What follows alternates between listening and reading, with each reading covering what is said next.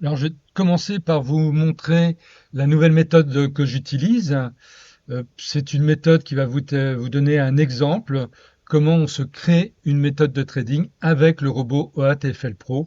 On peut s'en créer plein. Le tout, c'est toujours d'avoir à l'esprit qu'il faut posséder une logique de trading assez forte et pas faire n'importe quoi, pas mettre plein d'indicateurs sur un graphique, histoire de se réconforter, mais plutôt avoir des indicateurs complémentaires et comprendre comment ils fonctionnent. Alors déjà, le robot OATFL Pro, c'est la version FTRS. La version FTRS, c'est pour ceux qui possèdent donc le robot OATFL Pro, la formation Market Profile et la formation Top Reversal System, donc qui donne d'ailleurs le nom de cette version du robot. Alors cette version donc FTRS, ça vous permet donc d'avoir le système Top Reversal System en analyse directement au niveau du graphique pour celui qui traderait par exemple qu'avec le système Top Reversal System.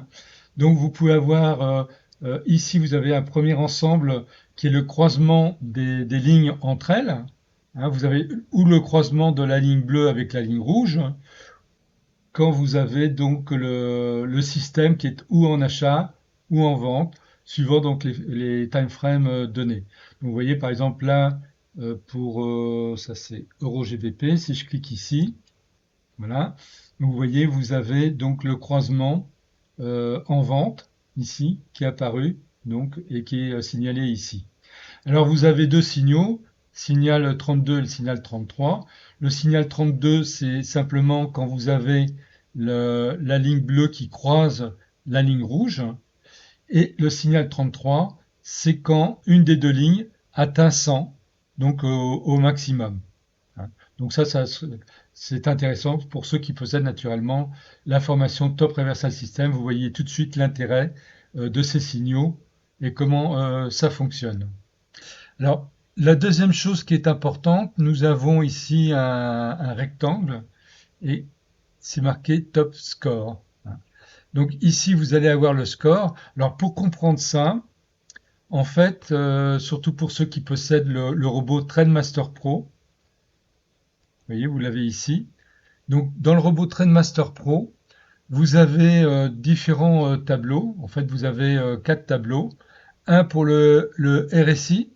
En fait, vous en avez deux pour le RSI parce que là, vous avez deux façons d'avoir des résultats avec le RSI.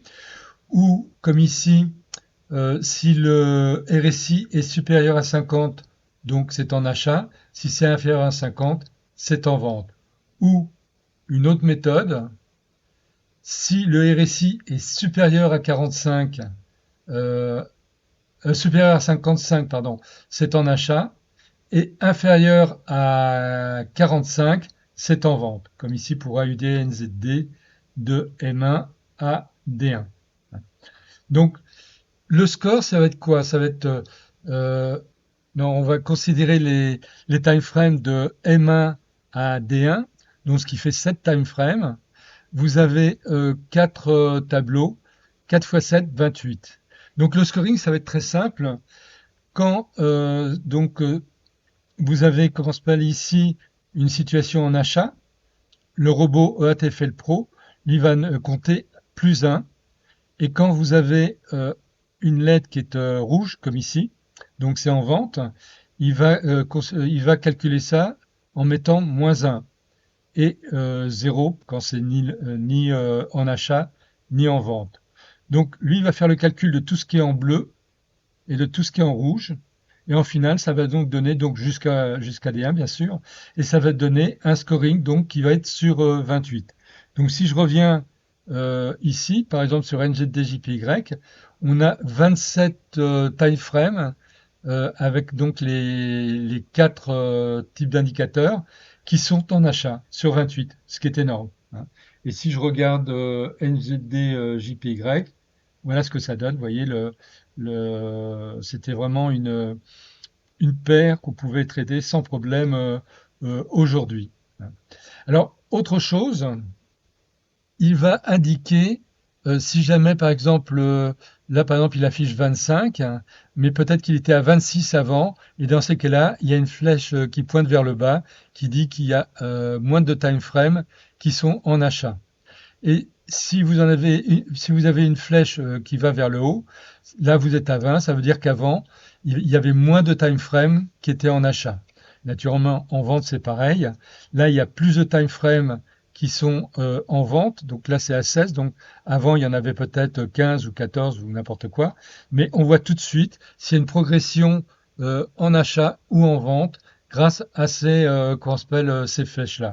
Vous voyez, naturellement, ça varie au fur et à mesure des scans, hein, qui arrivent euh, à la suite les uns des autres, hein. Donc ça, c'est vraiment un critère qui est important parce que ça va vous permettre, quand vous devez prendre un trade, vous avez comment on s'appelle, des signaux qui vous intéressent, eh bien, vous regardez où ça en est. D'abord, est-ce que le support est bien dans la limite qui est définie ici? Alors là, la limite que moi je définis, il faut qu'il y ait au moins 15 time frames qui soient en achat ou en vente, hein. En dessous de 15, ça ne va pas les afficher. Donc ça, c'est important parce que ça sert à rien de trop s'intéresser quand il n'y a pas beaucoup de time frame ni en achat ou en vente. Naturellement, comme tout, c'est jamais à 100% valable, hein. Pourquoi? Parce que si vous êtes par exemple en début de journée, là vous avez par exemple le NZD qui est très fort, eh bien vous pouvez très bien vous intéresser à des paires qui ne s'affichent pas dans le top score ici. Parce que ponctuellement, vous savez que là, vous avez quelque chose qui s'est passé au niveau du NZD. Donc là, c'était par rapport à une news ce matin sur le dollar néo-zélandais, ce qui a donné le dollar néo-zélandais très fort. Dans ces cas-là, on peut s'intéresser tout de suite à des paires qui sont composées, par exemple, comme là, USD, NZD, USD. Donc ça sera en achat, hein, en évitant de prendre des paires comme NZD CHF par exemple, parce que CHF c'est positif, NZD c'est positif. Il vaut mieux s'intéresser plutôt aux paires qui sont avec d'un côté une devise positive et de l'autre côté une devise négative. Donc vous voyez déjà, avec ça, on va avoir pas mal d'informations qui va permettre d'éviter des faux signaux. Alors, je vous rappelle que au niveau des recommandations qui sont données ici, on a une recommandation qui est, par exemple, en achat, simplement si la paire est composée d'une devise en achat et l'autre devise en vente, hein. Quand vous n'avez pas de recommandation, eh bien, c'est parce que, par exemple, là, USD JPY, si on regarde USD et JPY, toutes les deux sont en vente, donc naturellement, il n'y aura pas de recommandation. Donc ça aussi, c'est un critère qui peut être important. Ça vous permet en très peu de temps de voir d'avoir tout un tas d'informations. Là, dans la colonne score, vous avez tous les scores. Même là, vous avez des scores qui sont définis dans les paramètres avec un score minimum qui permet donc l'affichage. Tandis qu'ici, vous avez tous les scores pour chaque support, que ce soit des devises ou d'autres supports, hein. Vous avez par exemple, là, vous avez l'US 30, c'est un indice, le CAC 40, un indice sur l'énergie, etc. Donc là, ça vous permet quand même d'avoir une vision. Si par exemple vous avez, je dis n'importe quoi, là vous avez par exemple le GER 40, le DAX 40, eh bien vous avez un signal qui sort et vous voyez qu'en scoring vous avez que 3. Ça veut dire qu'il n'y a que 3 time frames vraiment en plus en achat, c'est tout. Donc c'est pas vraiment intéressant de s'intéresser au DAX tout de suite. Vous aurez pas mal de risques. Ici, pareil, vous avez comme moins 1, hein, USD-JPY, donc il faut éviter de s'y intéresser. Ça, ce sont des informations que vous avez très facilement. Ça prend une fraction de seconde pour les vérifier. Quand vous avez l'habitude, hein, vous passez de l'un à l'autre et en quelques secondes, vous avez pratiquement tout vérifié. Donc maintenant, j'ai passé à la méthode par elle-même. La méthode par elle-même, elle est composée. D'abord, bon, vous avez un zigzag, hein, que je vous ai fourni avec le robot. donc qui permet d'avoir les supports et supports résistance, mais qui sont très fiables. Donc ça permet de voir, par exemple, si vous avez un signal d'achat juste avant une résistance, bah, de temps en temps, il vaut mieux se méfier, il vaut mieux attendre peut-être que les cours soient passés de l'autre côté et soient confirmés pour pouvoir se positionner, ce qui vous évitera d'avoir un retour un pullback, donc un retracement sur le support concerné. Donc ça, c'est des petits détails, mais normalement, avec le trading, ceux qui me suivent connaissent déjà tous ces petits trucs. La ligne que vous avez ici, c'est la ligne du Kijun Sen, comment s'appelle, du système Ishimoku Kinkoyo. Vous voyez, c'est ni plus ni moins ça. J'ai mis toutes les couleurs à non, sauf celle du Kijun Sen, de façon à faire apparaître uniquement le Kijun Sen, donc avec naturellement le paramétrage par défaut. Alors pourquoi est-ce que j'ai choisi le Kijun Sen? C'est très simple, c'est que le Kijun Sen, il a une particularité, c'est que, vous voyez, là par exemple, il était en vente, tac, tac, tac, il passe en achat, voilà, et il continue en achat, il continue en achat, etc. En fait, il peut, ça peut arriver qu'il passe en achat et après qu'il reparte en vente, mais je dirais très très très souvent, quand il part en achat, il va partir en achat, quand il part en vente, il va partir en vente. Donc c'est un bon indicateur qui va vous permettre, quand vous allez avoir des signaux, eh ben, de savoir d'abord si le Kijun Sen, par exemple, si vous avez un signal en achat, si le Kijun Sen monte, ça c'est un point très positif. Hein. Et si vous avez un signal en vente, eh bien, il faut que le Kijun Sen, il faut que je retrouve un, voilà. Voilà, par exemple, le Kijun Sen qui descend, hein, dans ces cas-là, c'est valable. Si vous avez un signal de vente et le Kijun Sen monte, eh bien, vous ne prenez pas le signal. C'est pas plus compliqué que ça. C'est vraiment très, très simple. Alors, autre chose, naturellement, j'ai le Currency Strength Meter ici qui vous permet visuellement tout de suite de savoir, par exemple, que le New-Zélandais, dollar new-zélandais est très fort. Donc, si vous arrivez juste le matin et que vous voyez que vous avez une devise très forte ou très faible, eh bien, tout de suite, vous pouvez déjà regarder toutes les paires qui sont concernées pour voir s'il n'y a pas des opportunités tout de suite à prendre sur ces supports-là. Alors ensuite, je vais utiliser l'AMACD. L'AMACD, donc avec paramétrage tout à fait classique, 12, 26, 9, hein, c'est le paramétrage par défaut. Pourquoi? Parce que si vous avez par exemple, admettons qu'ici j'ai un signal d'achat, hein, qui est donné par un de mes signaux que j'aurai défini ici, eh bien, je ne vais pas le prendre. Pourquoi? Parce que la MACD est en vente et la ligne signal descend.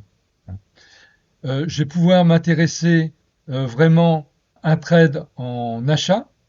Si la MACD commence à repartir vraiment en achat et vous voyez qu'elle se rapproche de la ligne signal, ceci si vous êtes un trader un petit peu agressif, je dirais, au niveau trading, et si vous êtes un trader qui prévoit plutôt la sécurité qu'autre chose, eh bien vous attendrez que la MACD ait coupé sa ligne signal en achat pour prendre position. Ensuite, je vais me servir de l'ADMI. L'ADMI, hein, je me rappelle, parce qu'il y a beaucoup qui ont encore du mal à trouver cet indicateur-là. Il est par défaut dans votre plateforme. C'est l'Average Directional Movement Index. Hein. ADMI en abréviation. Et c'est lui qui vous donne donc l'ADX. L'ADX, moi, je l'ai mis en jaune ici, de façon que ça soit très visible au niveau des vidéos et même pour moi. Vous avez le plus DI donc ici que j'ai mis en aqua et le moins DI qui est en rouge. Naturellement, si vous avez un signal en achat, il va falloir avoir les conditions du Kijun Sen telles que je vous les ai données avant, les conditions de la MACD telles que je vous ai définies juste précédemment, et en plus, vous devez avoir le plus DI qui va être au-dessus de moins DI. Et l'idéal, je dirais vraiment l'idéal, déjà, il faut que l'ADX, donc la ligne jaune ici, soit au-dessus de 20 et commence à remonter un minimum. Donc ça, c'est vraiment les conditions minimum à avoir. Alors, vous avez également, je vous ai mis dans le graphique les changements de tendance du canal Dongshan. Vous voyez, là, vous avez donc l'indicateur qui est donné avec le robot, donc JIT-DC. Et au niveau des couleurs, eh bien c'est simple, j'ai mis les trois premières couleurs sur None, c'est-à-dire sans couleur, et j'ai mis la numéro 3 en aqua et la 4 en jaune. Pourquoi? Pour que ça soit vraiment très visible et de façon assez épaisse, qu'elle soit bien visible sur le graphique. Oui, je viens de vérifier. En fait, les signaux que je fais, les alertes que je donne, que je fais donner par le robot, c'est le signal 8, le 15 et le 19. Le 8, c'est le changement de tendance du Kijun-sen. Ça, c'est important. Quand vous avez un changement de tendance du Kijun-sen, c'est important de le noter. Et si vous n'avez pas toutes les conditions présentes avec les autres indicateurs, eh bien, par exemple, admettons que vous avez un changement de tendance en vente sur AUD-CAD, vous cliquez par exemple sur chèque 2, ça va colorier la case en rouge et vous saurez que vous avez eu un signal, par exemple 8, important et donc de temps en temps vous vérifierez ce qui se passe au niveau de ce support-là. Hein, c'est important. Alors vous voyez au niveau des colonnes, je fais afficher la 8, la 15, la 19. Donc la 15, comme moi, ce qui m'intéresse, c'est les retournements de tendance, ponctuellement avec cette méthode-là. Donc c'est pour ça qu'il y a retournement de tendance au niveau du Kijun-sen. Il va y avoir retournement de tendance au niveau de la MACD et retournement de tendance au niveau de la MACD. Ça veut dire quoi? Ça veut dire que la MACD passe de négatif à positif ou de positif à négatif. Et ça, vous avez un signal donc avec le robot. C'est le signal 15 qui va vous signaler que vous avez sur telle paire, naturellement dans le time frame qui est défini par défaut, là c'est je trade en M15, donc ça va vous donner donc ces changements de tendance là, et donc ça, là vous aurez une alerte sonore et une fenêtre donc qui va s'ouvrir. Et le 19, eh ben le 19 c'est tout bêtement comment s'appelle le changement de tendance avec le canal Dongshan, parce que c'est pareil, quand vous avez le changement de tendance avec le canal Dongshan, par exemple, ici vous avez un changement de tendance avec le canal Dongshan, et vous voyez que c'était, comment s'appelle, la MACD était encore positive, même si elle était en vente, donc il fallait pas prendre ce signal-là. Par contre, au suivant, vous avez un changement de tendance avec le canal Dongshan en achat. Et là, par contre, il fallait le prendre. On avait le plus DI au-dessus de moins DI. La MACD, si on regarde là, la MACD qui allait repasser en achat. Donc ça, c'était intéressant. À la limite, on attendait que les cours remontent juste, passent au-dessus, on va dire, de la flèche, ici. Et à ce moment-là, on pouvait rentrer sans problème. Vous voyez qu'avec d'excellents trades à faire. Donc ça, c'est une méthode qui est vraiment très simple, basée sur une certaine logique.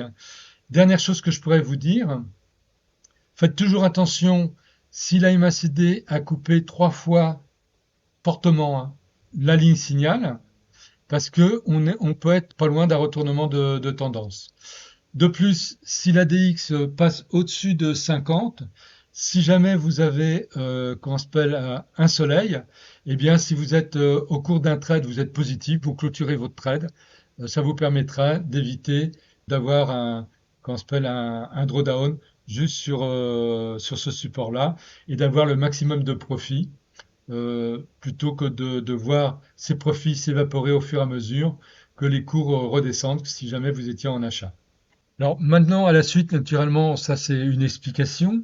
J'espère que vous l'avez bien noté hein, pour ceux qui possèdent le robot, avec tous les petits détails. Maintenant, je vais vous montrer une journée de trade, donc la journée d'aujourd'hui, donc de vendredi. J'ai pris, comment s'appelle, enregistré tous mes trades au fur et à mesure en vous donnant les explications. et vous allez voir que c'est vraiment pas compliqué. C'est une méthode qui est hyper simple, basée vraiment sur des systèmes en sécurité. Parce que si on se sert du Kijunsen, on est vraiment bien en sécurité. Ça évite beaucoup de faux signaux. Si on sait bien se servir de la MACD, c'est pareil. Ça évite beaucoup de faux signaux ou alors des drawdowns ponctuels. Hein, ne pas se positionner en achat si vous avez la MACD, la ligne signal qui descend. Ça, c'est vraiment une règle de base. Et puis, si vous respectez aussi les informations que je vous ai données sur l'ADMI, eh bien, vous allez voir, c'est vraiment une méthode hyper simple et en sécurité, avec des profits qui, en général, moi, j'arrive à faire du 3% en 1 heure à 2 heures. Sur vendredi, là, aujourd'hui, ça a duré plus de temps que ça, environ 5 heures, si mes souvenirs sont bons. Pourquoi? Parce que c'était une journée pas terrible, comme beaucoup de vendredis. Hein, et de temps en temps, ça dure un peu plus de temps. Moi, ça m'empêche pas de dormir, puisque d'ailleurs, j'ai poussé une petite sieste et c'est mon robot qui a tout clôturé, comme vous allez le voir dans la vidéo à la suite de cet enregistrement. Alors là, je viens d'avoir un signal au niveau du BTC USD, signal 8. Signal 8, c'est un changement de tendance au niveau du Kijun-sen, donc c'est un bon signal. Mais comme je dis toujours, ce n'est pas parce qu'on a un signal qu'il faut absolument prendre le signal. En plus, on avait eu un changement au niveau de tendance au niveau du canal d'Oncian, donc en vente ici, ce qui est positif. Mais on voit que nous avons ici une ligne de soutien assez importante. Si on regarde au niveau du robot Trendmaster Pro, BTC USD entièrement en vente au niveau du RSI, pas d'achat du tout au niveau du système Ishimoku, pas d'achat du tout au niveau des moyennes mobiles, pas d'achat du tout au niveau du système TRS. Pour cela, faut-il partir en vente tout de suite? Alors ce qu'il faut voir, ici on a eu l'apparition d'un soleil, et ici nous avons donc une ligne de soutien. Donc moi ce que je préfère dans ces cas-là, c'est utiliser l'utilitaire donc ciseaux de façon à positionner une alerte si jamais les cours repassaient en dessous le soleil. Ce qui va vous éviter en fait d'avoir un drawdown qui est possible ici. Donc là on voit d'ailleurs que les cours commencent à remonter. Et donc pour éviter ça, eh bien, il vaut mieux prendre certaines précautions. Ensuite, on a suffisamment d'espace jusqu'à la prochaine ligne de soutien qui est ici et l'autre qui est ici. On voit que la MACD est passée négative et s'écarte un petit peu de sa ligne signal, mais c'est pas la grande forme, la grande force, donc faut être prudent. Par contre, si on regarde l'ADX, on voit que nous avons une tendance qui se crée donc en vente, puisque l'ADX remonte, est passé au-dessus de 20, et le moins DI est bien au-dessus de plus DI. Et vous voyez, c'est pas pour cela qu'il faut partir tout de suite en vente. Alors, dernière vérification, on regarde ici BTC USD. BTC USD, on est à 19, donc sur 28. Et il n'y a pas une augmentation du nombre de time frames qui passent en vente. Donc, toujours prudence un petit peu. Donc voilà comment on fait une analyse par rapport à un signal une fois qu'il vient de sortir. C'est important, il ne faut pas se précipiter sur un signal. Il faut le remettre toujours dans le contexte du graphique. Alors là, on vient d'avoir des signaux. Donc un sur GBP USD qui est ici. Alors là, ce qui est intéressant, c'est qu'on a eu, donc là, on a une résistance. On a eu départ en changement de tendance du canal d'Oncian un moment. Juste derrière, rechangement de tendance du canal d'Oncian. Et là, changement de tendance en vente du canal d'Oncian. C'est intéressant. On a le Kijun-sen qui descend. Si on regarde les forces GBP-USD, donc là c'est bien. USD est positif, GBP est négatif. Alors GBP-USD, on n'est qu'à moins 11 au niveau du scoring. Mais là, c'est intéressant, ça a cassé une ligne de soutien. Donc moi, personnellement, je vais tenter un trade en vente, car il y a quand même pas mal. Là, j'ai eu 3 signaux. Un changement du Kijun-sen, signal 8. On a eu passage de la MACD en vente en dessous zéro. Et on a eu également 19. 19, c'est le signal changement du canal d'Oncian. Donc ça fait trois signaux simultanément, avec l'ADX qui remonte, qui passe au-dessus de 20, moins DI qui est fortement en vente par rapport à plus DI. Donc là, c'est intéressant. Là, ce qui est encore mieux, c'est que les cours remontent un petit peu. Donc, ils peuvent remonter un petit peu. Donc, ce que je vais faire, je vais positionner un stop loss au niveau de la résistance ici. Et voilà, là, j'ai pris donc un trade en vente sur GBP USD. Ça sera mon premier trade de la journée. Vous voyez un petit peu la logique, hein, tout ça. Donc, la MACD qui passe en vente. Le système de l'ADMI qui lui est intéressant est en vente. Résistance ici qui était touchée plusieurs fois avec changement de tendance du canal d'Oncian et là repart au niveau du canal d'Oncian en vente. Cassure d'une ligne de soutien et énormément d'espace ici. Donc là, ça c'est intéressant. Alors maintenant, qu'est-ce qu'on a eu d'autre?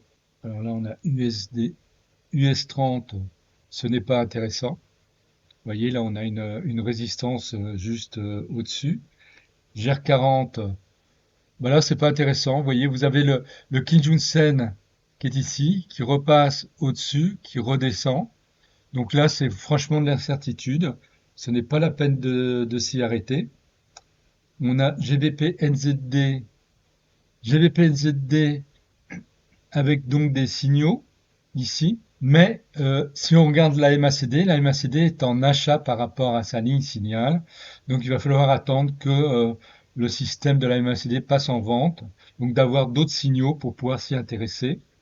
On a eu Euro NZD.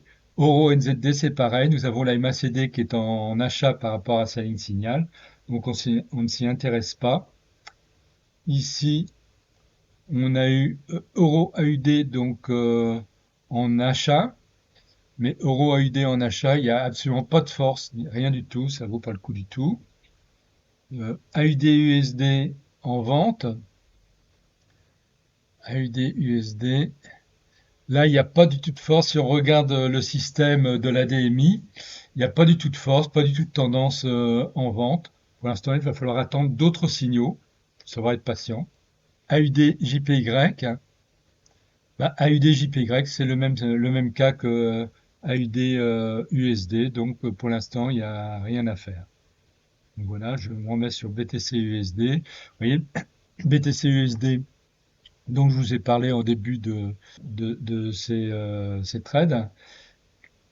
Ici, serait fait un drawdown relativement important, donc qui a été évité simplement grâce à l'observation de la structure du graphique. Alors là, je viens d'avoir d'autres signaux, dont un particulièrement sur USD-CHF. Alors on voit que, alors donc c'est en achat, USD-CHF en achat. Donc on voit que qu'on s'appelle le Kijun-sen lui est remonté, mais vous voyez que quand j'ai eu le signal, j'ai eu un soleil qui est apparu, c'est rétracté.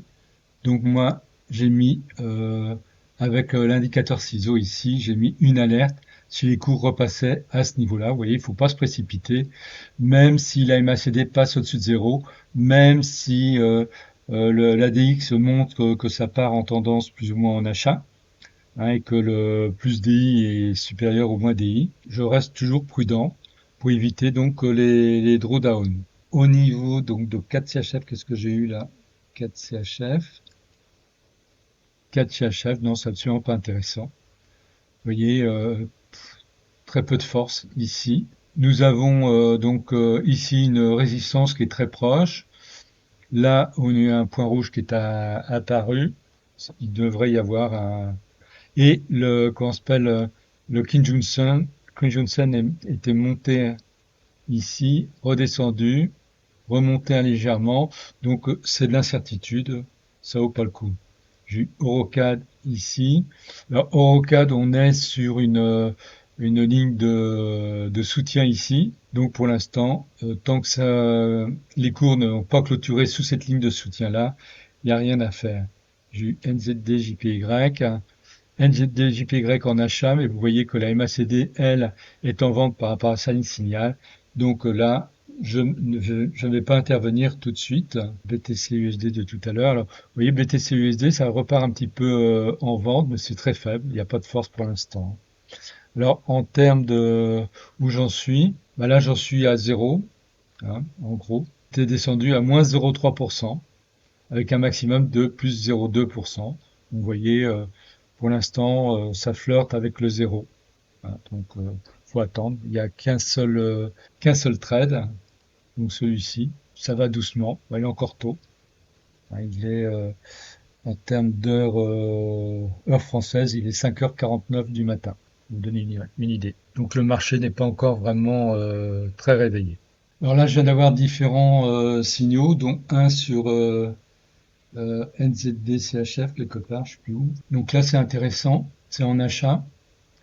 On voit que la DX repart en achat fortement. Bon, attends, je vais prendre d'abord le trade parce que ça va vite. Donc là, NZD CHF, j'ai 25. 25 au niveau du score, ce qui est pas mal. Voilà, j'ai pris le trade. Alors j'ai également NZD-JPY. NZD-JPY, ça va, là ça coupe une ligne de résistance. La MACD repart, donc elle n'est pas encore en achat, mais elle va vers l'achat. Bon, ce qu'il faut regarder, c'est l'écartement du plus DI par rapport à moins DI et la reprise de la tendance au niveau de l'ADX. Donc là, pareil, je vais prendre un trade en achat. Donc mon troisième trade. Qu'est-ce que j'ai d'autre? NZD-USD. Alors NZD-USD, je vais attendre parce qu'il y a quand même cette résistance-là. Il y avait un soleil qui est pas, ça n'a pas été plus loin. Donc je regarde aussi Euro-NZD. Euro-NZD, par contre, là, ça part bien en vente. Donc là, Euro-NZD, c'est bien. Voilà, voilà. Donc ça, c'est bon. Qu'est-ce que j'ai? GBP-NZD, bah, c'est pareil, ça part bien en vente, hein, avec une certaine force. Donc là, je vais prendre un trade. AUD-NZD également, c'est intéressant. Donc là, je vais prendre également un trade. Donc toutes ces paires-là, en fait, là, on voit que le NZD est vraiment très très fort. Et c'est pour ça que j'ai décidé de prendre tous ces trades-là. Puisque eh bien là, il y a vraiment quelque chose sur NZD, c'est normal parce qu'il y a eu une news ce matin disant que comment s'appelle le taux de confidence au niveau du business était augmenté, donc ça a attiré naturellement les investisseurs. Donc voilà, en fait, c'est ANZ Business Confidence, donc qui était à moins 10,06, moins 10,6 le mois précédent et qui est passé à plus 10 ce mois-ci. Donc là, il y a une bonne différence. C'est normalement pas une news très importante, mais là, comme il y a une forte différence, eh bien, le marché, c'est quand même, c'est décidé d'investir beaucoup plus sur le dollar new-zélandais. Alors là, j'ai eu des alertes très intéressantes, donc avec le signal 39 sur Euro NZD, NZD CHF qui a été coupé. Donc moi, je vais reprendre un trade sur NZD CHF. C'est idiot, mais bon, c'est comme ça. Je l'ai annoncé en achat. Donc là, je vais mettre le stop loss à ce niveau-là et je vais ouvrir un autre trade. Par contre, il faut que... Voilà. Voilà. Donc là, je reprends un autre trade parce que moi, il a été coupé automatiquement parce qu'il avait atteint la limite ici. J'avais pas fait attention. Alors, USD 30 également, j'ai un signal 39, c'est intéressant. Alors, je vais peut-être prendre un trade en achat sur... Parce que le signal 39, c'est vraiment un signal très puissant. Si vous possédez la version FTRS du robot et que vous n'avez pas reçu comment s'appelle, cette version-là, Donc avec le signal 39, envoyez-moi un email pour que je vous envoie la version. Donc là, attendez, je vais prendre mon trade. Là, ce qui est intéressant, c'est que vous avez donc le plus DI qui s'écarte très fortement, forte tendance avec la DX. Donc là, ça vaut le coup de s'y intéresser, même si on est sur une ligne de résistance là. Euh, Grâce au signal 39, je prends le risque, hein. Donc en général, quand il y a un signal 39, je le prends, sauf vraiment en cas très particulier, hein. Là, vous voyez, pour l'US 30, on est à 22 de scoring, hein. US 30, voilà, et ici 22. Donc pour NZD-CHF, on est à 25, hein, je rappelle c'est sur 28, hein. Et Euro NZD, c'est en vente. Euro NZD, je suis à 28, donc je suis au maximum de time frame, donc en vente sur la paire Euro NZD. Là, en termes d'avancement, je suis à 1,1%, c'est monté à 1,4%. Vous voyez. Alors, petit détail technique, je me sers de TP Block et en objectif de TP Block, je mets qu'on s'appelle un objectif à 2,5%. Alors pour ça, bah, c'est simple. Voilà. Voilà. Alors je vais me servir de Basket Manager pour avoir les numéros d'ordre. C'est beaucoup plus simple. En cours, donc j'ai 998, 998. Donc je vais mettre 1. 187, je reprends que les trois derniers chiffres, hein, que ça soit plus rapide et plus efficace. 533, là. Alors je mets le même numéro, parce que ce qui m'intéresse, c'est de clôturer, à la limite, quand ça atteint 2,5%, avec tous les trades qui sont en cours. Donc 533, 644, donc c'est le suivant. Hein, 820, donc c'est le suivant. C'est NZD-CHF. 379, c'est US 30. Voilà. Et donc le 535, je l'avais éliminé. Donc normalement, chez ça, j'ai 1, 2, 3, 4, 5, 6, 7, 8 trades en cours. 1, 2, 5, 6, 7. Voilà, j'ai corrigé. Donc là, j'ai bien le même nombre de trades qu'ici. Et donc, quand l'ensemble va atteindre 2,5%, ça va tout clôturer. Alors vous me direz, ça pourrait très bien aller jusqu'à 3%. Oui, mais moi j'ai remarqué une chose, c'est que très souvent, on arrive vers les 3%, et il y a un drawdown, et moi mon objectif est de 3%.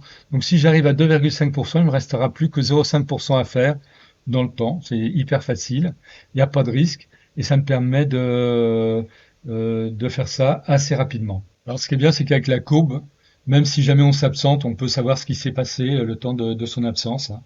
Ça, c'est vraiment très pratique, hein. Donc là, on a le maximum qui a été atteint à ligne pointillée ici. L'objectif, c'est la ligne pleine ici. Le minimal, c'est cette ligne qui est ici. Voilà. Donc c'était moins 107,30, vous voyez, moins 107,30 ici. Voilà. Donc pour l'instant, j'ai eu qu'un drawdown de moins 0,6%, ce qui est très faible par rapport au nombre de trades. Donc pour l'instant, ce qu'il faut remarquer, c'est qu'il n'y a qu'un seul support qui est négatif, c'est l'US 30. Si on regarde l'US 30, et ben l'US 30, il s'est donc heurté avec la résistance là, et ce qui est normal. Donc il y a un petit drawdown actuel, mais à mon avis, ça va repartir en achat d'ici peu de temps, dès que ça va repartir en achat. Et là, ça va être vraiment très intéressant. Alors là, j'ai eu Eurocad en M15, je vais regarder ça pendant ce temps-là.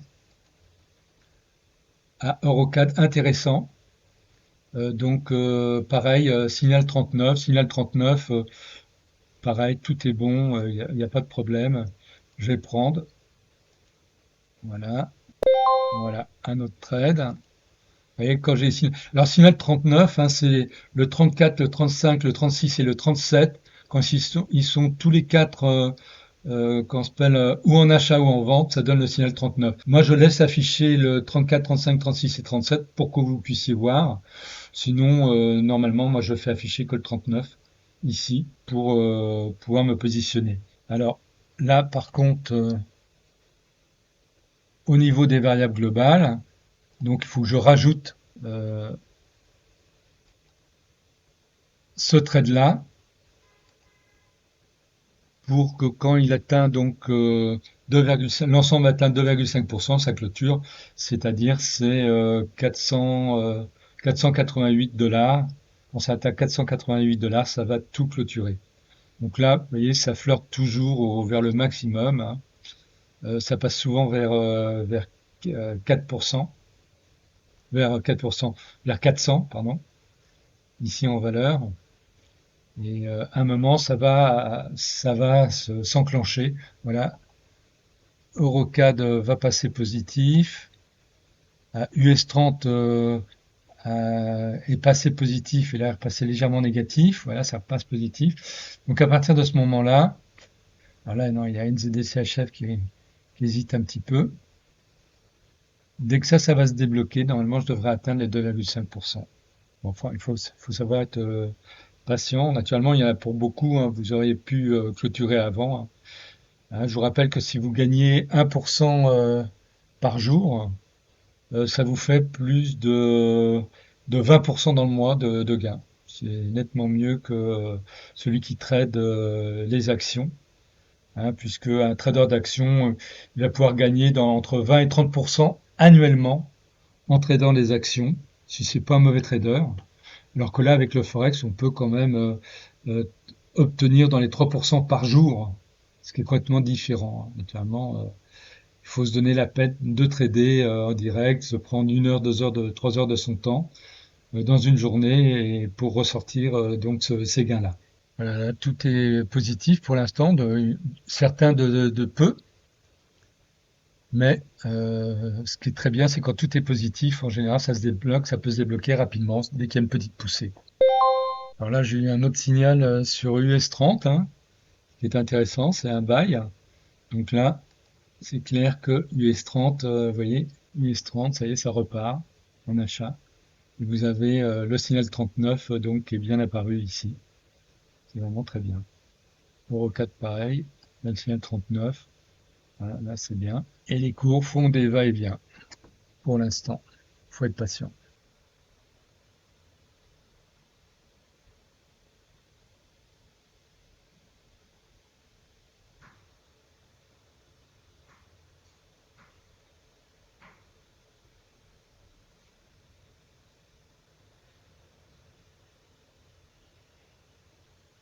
Actuellement, certains se demandent comment je fais d'habitude. Et ben, comment je fais, c'est ce que je viens de faire actuellement. C'est-à-dire que moi, je suis en train de cuisiner en même temps que je fais mes trades. Donc là, je prépare mon déjeuner, hein.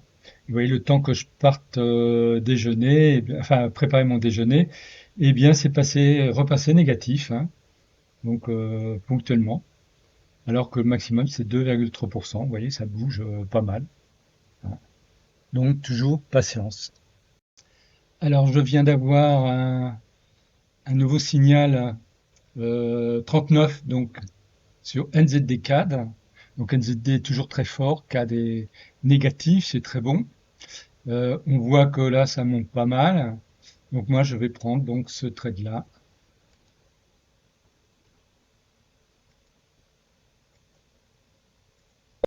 Voilà, le trade est pris. Alors en termes d'évolution, donc je suis descendu à moins 1,2% et là je suis à moins 0,2%. Vous voyez, ça a pas mal bougé, hein. Mais le drawdown est vraiment très raisonnable, hein. J'ai quand même 1, 2, 3, 4, 5, 6, 7, 8, 9 trades en cours. Avoir un drawdown qui a été que de moins 1,2%, c'est vraiment très très très peu. Alors là, j'ai modifié de façon à ne plus avoir de take profit global à 2,5% puisque j'ai eu un drawdown, donc là qui est descendu même jusqu'à moins 1,5%. Donc je considère que quand ça va repartir vraiment en achat, eh bien je pourrais atteindre directement 3%. Donc c'est toujours pareil, on ne sait jamais trop s'il faut prendre 2% ou 2,5% en objectif premier. On essaye, ça marche pas, bah, comme là ça n'a pas marché. Dans ces cas-là, bah, on revient au système d'avant, donc d'avoir un objectif directement de 3%. Alors là, je viens d'avoir alors c'est un signal 8, c'est moins important. GBP/USD, voilà. Non, donc ça vaut pas le coup pour l'instant. Je suis sur une ligne de soutien.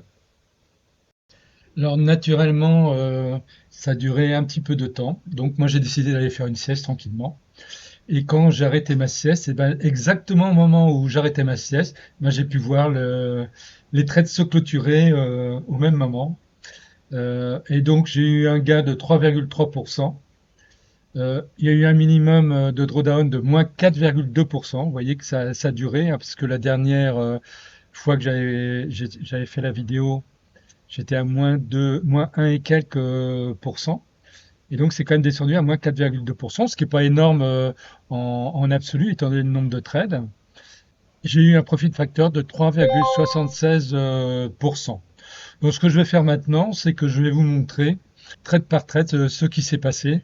Ça va vous permettre de mieux visualiser ce que j'ai pas suivi dans le temps, puisque j'étais en train de faire une sieste. Comme je l'ai toujours dit, moi, je reste pas devant mon ordinateur tout le temps, hein. Je prône pour la liberté par rapport au trading. Et donc tous mes systèmes sont basés là-dessus. Comme j'avais suffisamment de trades, je pouvais laisser courir. Et donc Basket Manager, lui, gère en finale la clôture des trades. Alors avant de vous donner, donc vous montrer sur les graphiques ce qui s'est passé, voici le résultat de la MT4. Donc en tout, j'ai effectué 10 trades. Donc là, en fait, je n'ai eu qu'un seul trade perdant, c'était Eurocad, c'était l'année dernière. Mais bon, on ne peut jamais savoir. Profit factor 3,76. Je vous rappelle, le profit factor, c'est la division de la somme des profits, donc qui est ici de 882,16, par la somme des pertes, qui est ici de 234,37. Donc j'ai 3,76 fois plus de gains que de pertes, ce qui est excellent. Hein, dès qu'on dépasse 1,5%, déjà c'est très bon. Donc 3,76, c'est vraiment bon. Et il faut toujours essayer de surveiller ce profit factor quand vous faites des trades pour essayer de vous améliorer. C'est ce qui va vous permettre de voir si eh bien, vous avez vraiment beaucoup plus de gains que de pertes. Et plus vous aurez de gains par rapport aux pertes, et bien plus vous serez en sécurité. Du moins, votre capital sera en sécurité. Ça, c'est vraiment très important. Bon, voyez, là, voici la courbe. Donc, il y a eu cette chute ici, donc et la perte sur Eurocad. Et donc, alors, ça démarrait, disons que le premier trade c'était à 6h18, mais c'était juste un premier trade tout seul. Ensuite, 7h01, heure de ma plateforme. Et ça finit, donc ils sont finis à 11h. 11h.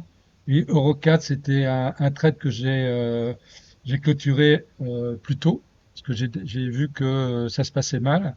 Donc j'ai préféré le clôturer plus tôt, puisque j'ai clôturé à 9h10. Et sinon, tout le reste, ça a été clôturé à 11h. Donc ça fait en gros 4-5 heures de trade. D'habitude, là c'est vraiment exceptionnel, parce que d'habitude j'arrive à clôturer entre 1 heure et 2 heures de trade tout l'ensemble. Mais aujourd'hui, bon, c'est vendredi, c'est toujours un jour un petit peu compliqué. Et comme ça a duré un petit peu, bah voilà, ça m'a fait attendre un petit peu. Mais en final, j'ai quand même réussi à faire mon objectif. Alors maintenant, je vais passer en revue donc tous les trades par rapport au graphique. Donc là, vous voyez, ça c'était le premier trade, c'était sur GBP/USD, donc qui a été lancé à 6h18 heure de ma plateforme. Donc, vous voyez, il était initialisé ici. J'avais eu un retournement de tendance au niveau du canal Donchian. Les cours sont remontés ici en pullback pour repartir ici et donc ça clôturait ici. Donc à 11 heures, heure de ma plateforme. Ça, c'était donc pour le premier trade. Alors, ce trade aura rapporté quand même 232,96 $. Alors, le deuxième trade, c'était sur la paire NZD-CHF. Je vous rappelle que je n'avais pas fait attention, mais j'avais un take profit qui était en fait très proche. Et donc, ça m'a fait clôturer le trade très tôt. hein, puisque le trade a démarré à 7h01, a été clôturé automatiquement donc avec le take profit à 7h14, qui m'a rapporté 49 US dollars 11. Et j'ai donc repris un trade ensuite que je vous montrerai, parce que bah, c'était idiot de clôturer ce trade automatiquement. J'avais pas fait attention. Mon tête profit est positionné automatiquement par rapport à l'ATR de la plateforme. Le trade suivant, c'était sur la paire NZD-JPY. Alors, le trade a démarré donc ici et s'est donc clôturé ici. Et vous voyez qu'en fin de compte, j'aurais pu gagner plus puisque là, les cours maintenant repartent en achat. Ça, c'est un trade qui a rapporté 51 US dollars 75. Le trade suivant, c'était sur la paire Euro-NZD. Donc, il a été initialisé ici et donc clôturé là. Et là, c'est pareil, hein, c'est un trade qui aurait pu rapporter beaucoup plus, hein, puisque les cours ont continué à descendre. Il aura quand même rapporté 138 dollars 92. Vous voyez, en fait, on peut gagner beaucoup plus des moments. Moi, je limite les gains à environ 3% par habitude. Disons que ce que j'essaie, c'est pas. En général, mon but, c'est de tout clôturer en 1 heure ou deux et ensuite d'être complètement libre à l'intérieur de la tête. Et je peux vraiment faire tout ce que je veux sans arrière-pensée puisque je sais que tous mes trades sont clôturés. C'est un choix. Alors le trade suivant, c'était sur la paire GBP-NZD. Le trade a démarré donc ici et a été clôturé ici. Et vous voyez, là, c'est pareil. Alors là, j'aurais pu gagner pas le double, mais pratiquement, hein. Donc là, il aura apporté 184 US dollars 0,8.